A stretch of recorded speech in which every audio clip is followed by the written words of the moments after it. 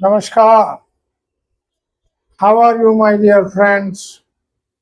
We are meeting through this YouTube channel, Krishna Speaks.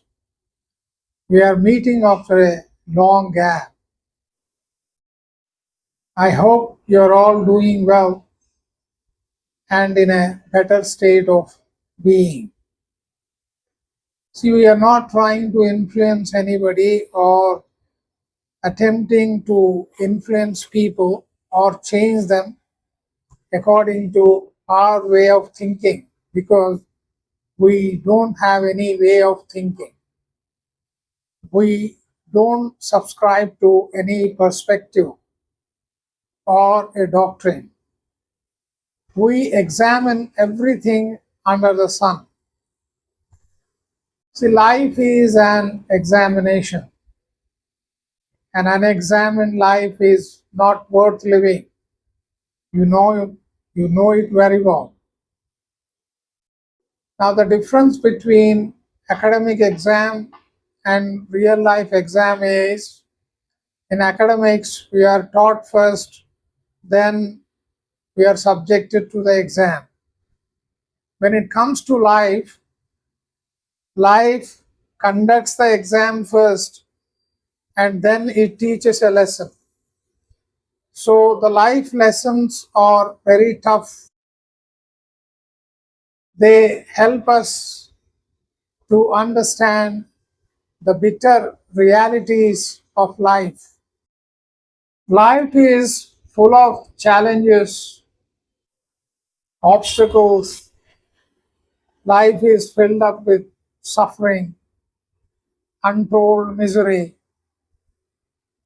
because of the ill acts of our fellow beings.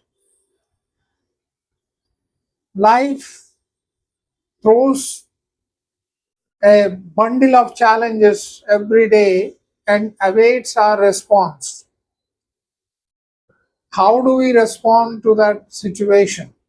Now, that will decide, the response to the situation will decide, are we going to be at peace with our actions or are we subjecting ourselves to suffering? See, man is haunted by his own thoughts. Does the mind know that the very rationality of its nature is the suffering of oneself? We suffer a great deal because of our own thoughts. Our thoughts mislead us, misguide us because those thoughts are not our own. We learned all those thoughts, we harbored those thoughts, we gave shelter to those thoughts because of the influences. No man can avoid these influences. Just take an example. Suppose you are influenced by a book written by an atheist, and you say, or if you are convinced, you think that there is no God at all. Have you examined the entire universe? Have you searched the entire universe or read all the books on earth before you come to a conclusion and start propagating your belief to others and trying to convince them that there is no God and advising people to become atheist? Now, there is another book which says God is everywhere, and one starts believing it and he starts propagating that theism is the reality, the truth is omnipresence of God. See, both beliefs have no standing at all. These beliefs have no in-depth meaning, in the sense the belief cannot stand to the test. So, truth and reality is not according to our choice, that cannot be chosen. Now, to understand the essential reality of life, One must question his own mind and his own conduct. A person can guide himself or misguide himself. Now, when right guidance is followed, we do right acts, acts which do not cause any harm or hurt to ourselves and to the society wherein we are a part and parcel. A wrong action inevitably develops or leads to negative act or painful results. Mankind suffered more because of these wrong actions. People convinced others about the sanctity of their wrongdoing. Somehow they formed a group. They could influence them to such an extent that they become totally blind and believed in what these wrong people said. At times, people worship utopia. Utopia in the sense which is not a possibility at all. For example, egalitarian society or equality in the society, socialistic pattern of living. For centuries, people have tried these principles without ever digging deep into them and understand, can it be a possibility, may not be in the present, but at least in the distant future? Had they questioned the essential truth of these terms, such as socialistic pattern of the society, classless society, those words wouldn't have created any impact in the society.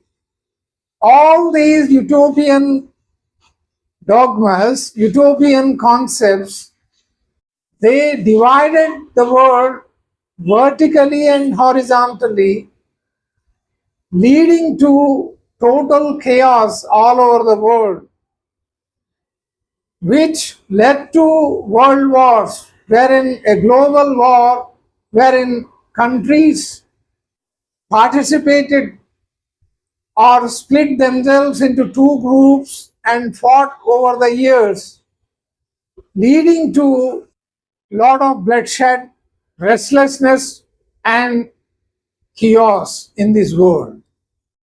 Any amount of knowledge one may acquire, still the knowledge would be very limited.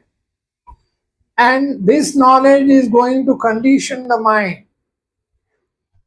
Now, there is an inseparable connection between senses and mind. You all know about it.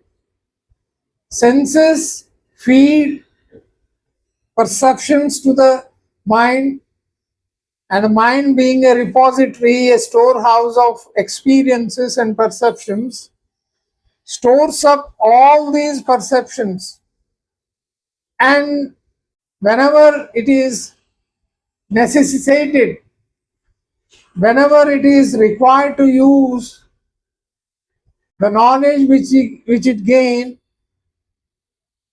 it draws out those perceptions and utilizes them, which we call it as an action. Mind is the receptor of the sense perceptions. Sense perceptions act according to the dictates of the mind.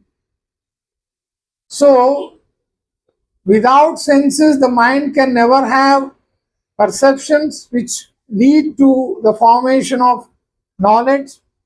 Similarly, the senses cannot act without being guided by, instructed by the mind. So the mind must be very clear about what it does or what it intends to do before it passes on, gives a direction to the senses, the act cannot be decided whether it is right or wrong. Only the result will tell us. The impact of that action will tell us. The net result of that and the consequences of that action will tell us whether that act was right or wrong. Similarly, to understand oneself, how do you understand yourself? Most of the people say that. Why don't you understand yourself?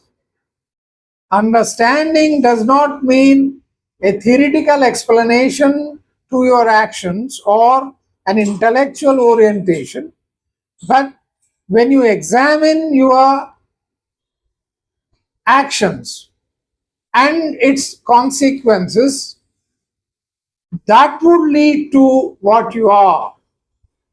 Finally, the actions will tell you, will reveal about you what kind of a person you are and what did you do with your energy. See, basically all living beings have energy. The real education is not mastering the languages or a branch of knowledge, but in fact, it is proper utilization of the biological energy which is there in you. Please go into this. Not because I am saying something, this old man, don't accept it blindly. Dig deep into it. Then you develop that insight. So finally, right education is required. Education does not mean that which happens within the four walls of the classroom or any educational institution, but education means proper use of your senses. You have eyes, you must know how to see. You have ears, you must know what to hear, what not. You have a mouth, which must know what to utter and what not. Similarly, the sense of touch and the sense of smell. Basically, if we know how to use these five senses properly, the mind would be clear, the mind would be devoid of any errors, the mind would be free from any bondage or any erratic behavior. Please go into it and comment, criticize, most welcome. And if you like it, please pass it on. By that, we reach out to people. Basically, we are in a discussion, and in this discussion, even the listener has every right to contradict or participate in the dialogue or contribute in the form of suggestions and insights. Namaskar.